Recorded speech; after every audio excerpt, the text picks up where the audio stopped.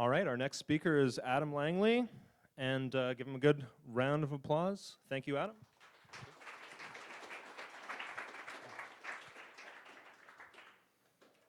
Hello all. So other speakers may be talking to you about hot new topics in crypto, but everything I'm going to be talking about was invented before I was born. That's because I'm a grumpy old man. Also because I'm old, I got the date of this meeting wrong and prepared this a month ago for June the 16th. So we'll see how much of it I still remember. So I was watching a documentary some time ago about a military operation, a bombing run as it happens.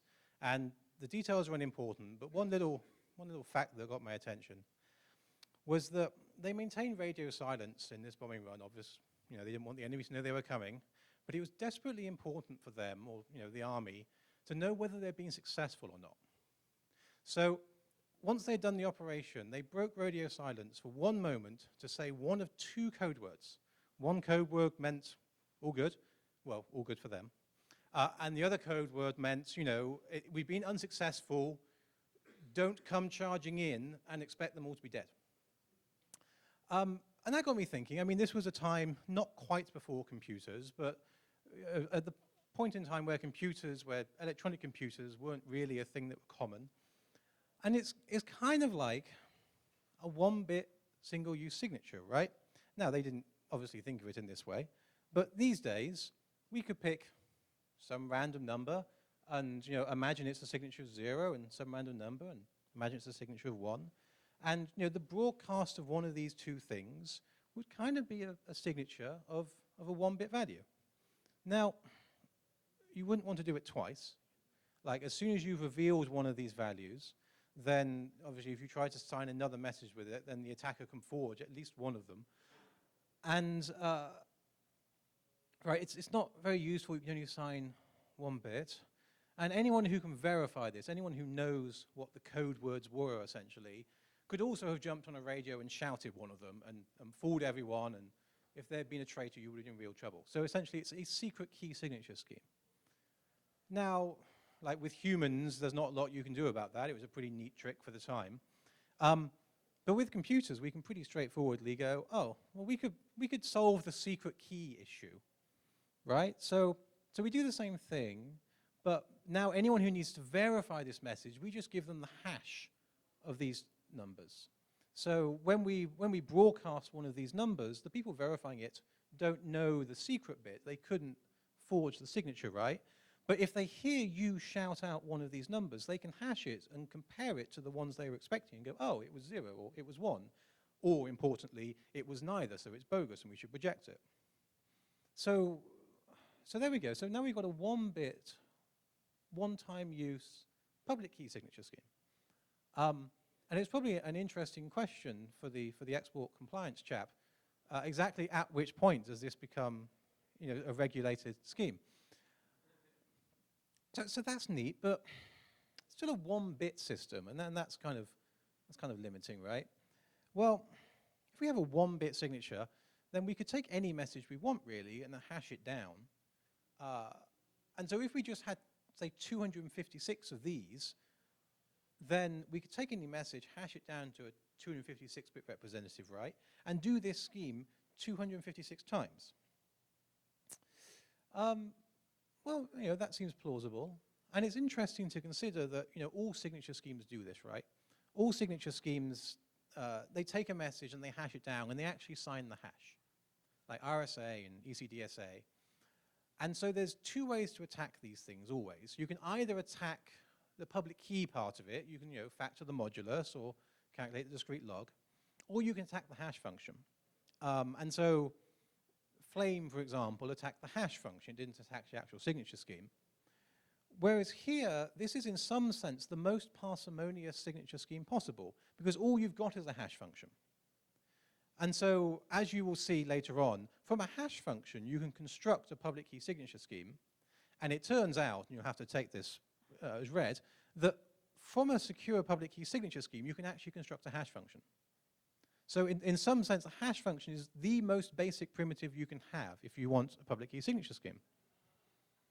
But anyway, let's get back on track. So we were thinking, well, we could get rid of this 1-bit requirement by just duplicating this pattern. And so let's consider that. Now, our private key now is 256 pairs of these values, okay. And our public key is the hash, okay, the hash of every single one of these 256 pairs. So there's 512 numbers down here and 512 hashes down here. And the signature is one private value for each bit of the hash of the message. So when we sign a message, you know, 256 times, we just pick one of these. So for a signature, there's 256 numbers. And as I said, this is a Lamport signature, 1979. In fact, it is at most 1979. It may have been slightly before. Okay, so that's cool. So now we've got a single-use public key signature scheme. There's some problems here, though, right? Our public keys, 256 pairs of 32 bytes, is 16 kilobytes. That's pretty large. And sorry, our private key, our public key is the same, and our signature is half the size because we only pick one of each pair. Now, there are some considerations you might make here, right? So a normal hash function, if it's n bits wide, you have n upon 2 bits of collision resistance and n bits of pre-image resistance. Now here we're only dependent on the pre-image, right? Finding a collision in this hash function doesn't really buy you anything. What you want to know is, you know, what's an image, what value do I put into this hash to get this output value? So you could consider cutting these down to like, the private key. You could say I only need 16 bits. I only need 128 bits of security because it's not collision resistant. And so you can make that 8K. And then your signature, you know, correspondingly drops down to 4K. But maybe if you're using this, well, I'll come back to it later, but there's a reason why you might not want to imagine that you have n bits of pre-image resistance for an n-bit hash. So these sizes are a bit big, so let's have a ponder about that. So we were only hashing once, right? We took a number and we hashed it. But what if we made up a random number and we hashed it multiple times? Like we hash it once, and then we hash the hash, and we hash the hash, and da-da-da-da-da. We could build a chain of them. And if we wanted to sign, you know, in this case, a 3-bit number from 0 to 8, we could reveal, say, this one. And that works fine, and you know, it's a bit smaller, but the problem is that if we reveal this value, then any attacker, anyone in fact, can calculate H, and so they could calculate this value. So from a signature of 5, essentially, anyone could calculate the signature of 6 and 7, and so that seems kind of weak. So what we could do with is, maybe if we had 2 of these stacks, one of them counting up and one of them counting down. And so we require then that, let's say I published 5, on this other stack I would publish 3. And then the signature of 6 would require 6 here and 2 over there. So it's always the case that, you know, one of these stacks has to be, you have to go upwards on one of these stacks. And you know, and up is what the attacker can't do. Anyone can go down this, it's just by iterating the hash, but you can't calculate a pre-image. So we want to sign a bigger message. You know, this let us sign 3 bits, and well, actually we needed 2 stacks to sign 3 bits, and well, that doesn't seem so great. But we want to sign, like, you know, 3, 6, 9, 12. It actually turns out we don't need one of these checksum stacks to pair with every single one. We could say, you know, this does 8, and so the maximum value here is 8, 16, 24, 32. So we could just represent 32 with 2 digits, with 2 3-bit digits, and put 32 minus the sum of these in here. So anytime we published a signature, which would be, you know, the pre-image of a bunch of values from these stacks, we say in order for that to be valid, you also have to publish 32 minus that value. So any signature which involves advancing one of these stacks then involves regressing one of these. And so since the attacker can't regress this, well, there we go. That's kind of, it's smaller, right? Because we are trading off CPU time for size. We could make these stacks like 32 deep. And it takes more time to do the verification and things because you have to step down and iteratively hash 32 times. But that means that you can sign 5 bits with only 1 hash value. So again, going back to imagining our 256-bit hash. So let's imagine we have 16 element chains. These are 8. So let's imagine that they're twice as deep. They're 16. Well, each one has like 4 bits. And it turns out we also need 3 checksum stacks. And so, this is how many chains we end up with. And our private key now is only 2K. And our public key is 2K. And our signatures are 2K. Doesn't seem so bad. But there's another interesting trick we can do here. So this is the bit I publish. This is the public key. If you know, a message that I'm signing and you know its signature, then, for example, you know value 4, and you know what it is. You know it is value 4 because you know what message I'm purportedly signing. So from that, you could easily calculate the hash a few times and calculate the public key.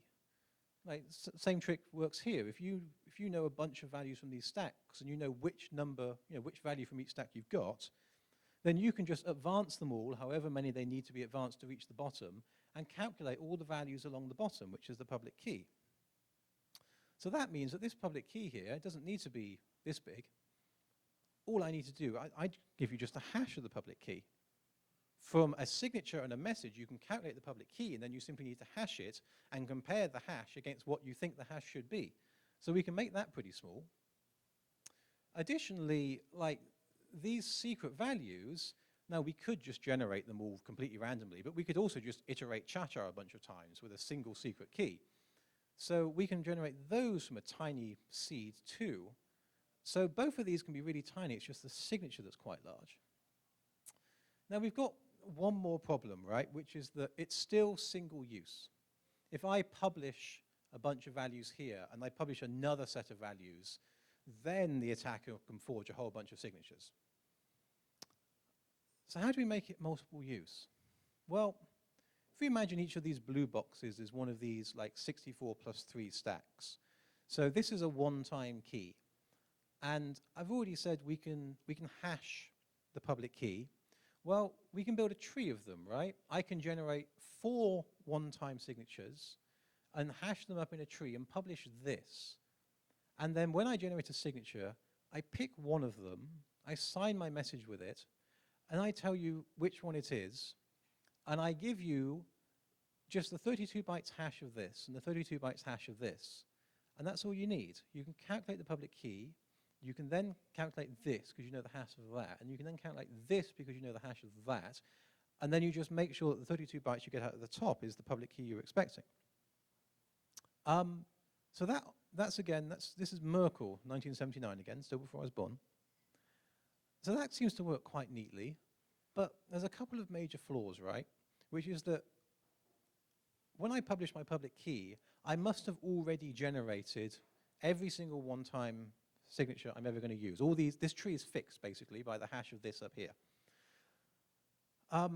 And when I sign, this doesn't quite fit into the usual pattern of signatures. Usually, you have a signing function. You give it your private key, you give it a message, and that pops a signature.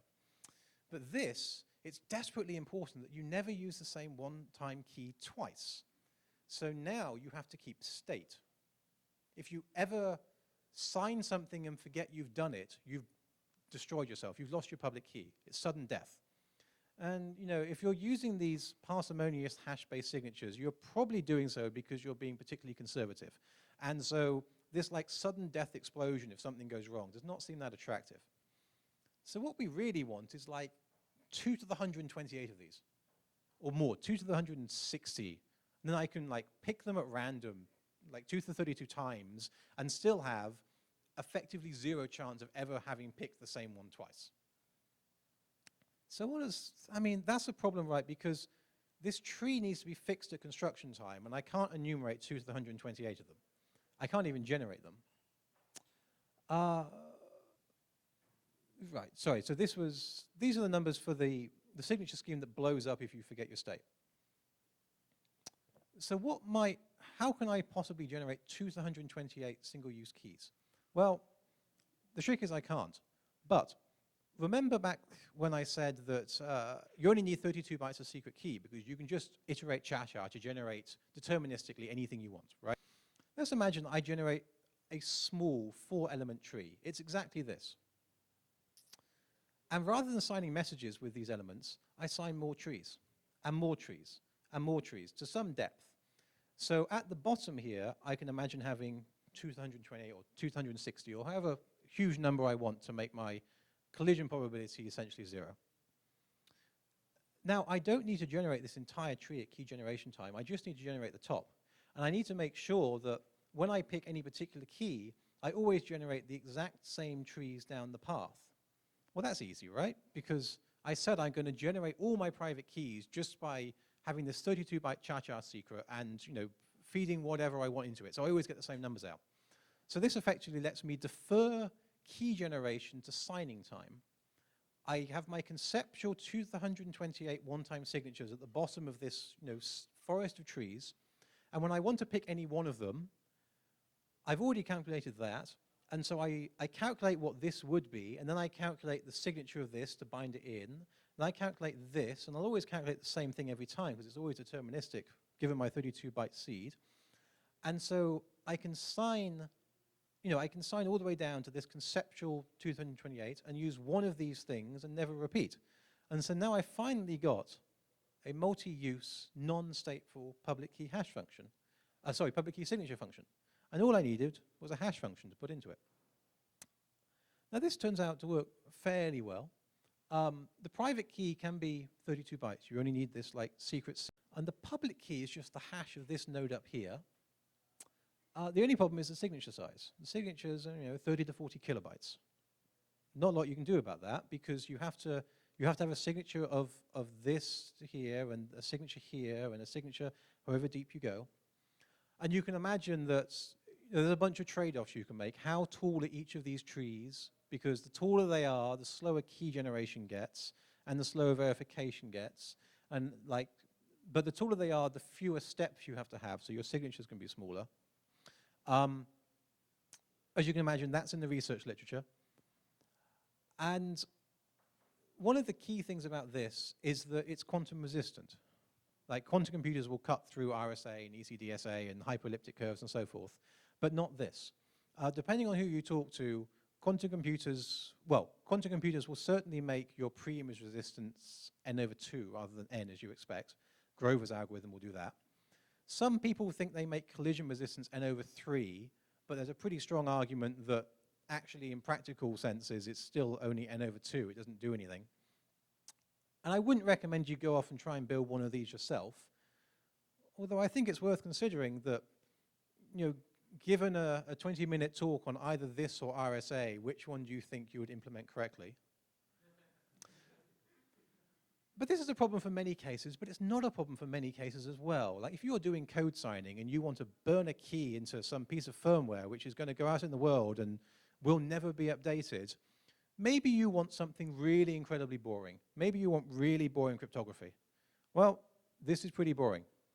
There are teams who are proper cryptographers, not me, who are working on standardizing this. And one of them is quite close, but they haven't gone public yet, so I'm not going to mention them. But if you are keen, here's some things you can look up. GMSS is a paper about the optimization problem of how deep your forest should be. An XMSS goes through XMSS brings together a whole bunch of modern research on this. More lightweight, Tahoe has a thread on 100-year cryptography, which involves a bunch of things, including this. And if you get around to it, Hawes is a nice trick, whereby rather than saying you only pick one, you use a bunch of them, and the only important thing is that you don't use too many. Hawes is one of these schemes, but rather than failing catastrophically at the first reuse, fails very slowly.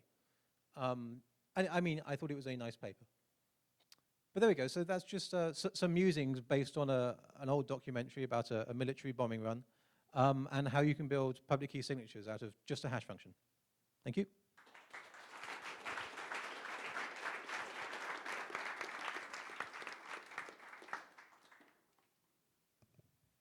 All right, thanks, Adam. Any questions?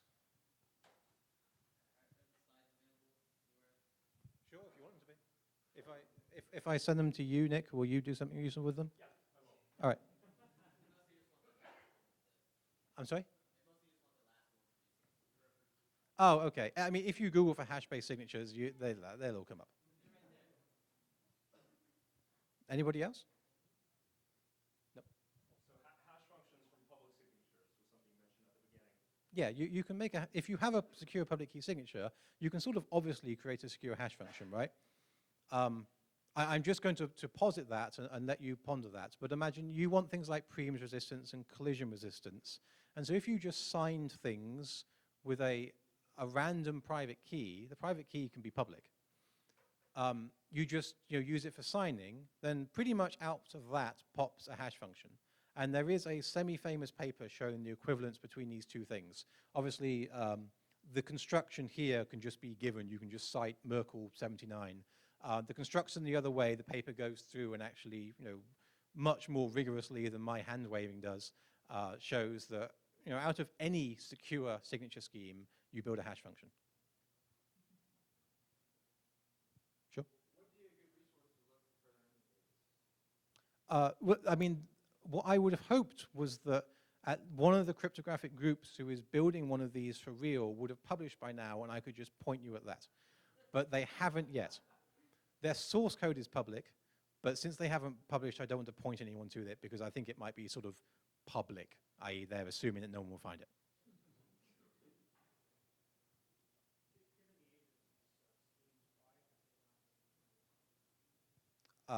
So the question was, given these are so old, why does no one use them? Well, that's a fair point. I think because the signatures are so large that it would be a pain to use it in TLS, right? And it's also slow. Now, that might not be a problem if you're using it for code signing because you don't update software every day. But as a rough ballpark number, expect this to be like half the speed for signing of like a 4K RSA key. So yeah, basically, I think in years gone by, CPU was less bountiful and people weren't worried about quantum computers, and maybe they imagined that RSA was not going to be that hard to implement and would not give us problems for decades and decades down the road. But yeah, they didn't really pick up very much mindshare. Merkle trees kind of have, right? But not a public key signature scheme, just a way of signing a bunch of things together. I'll go with you, sir.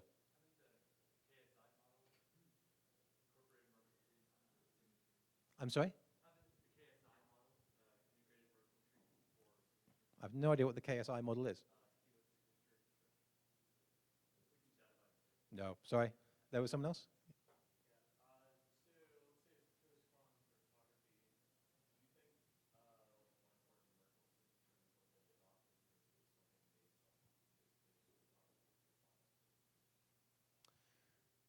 So the question is, in a post-quantum world,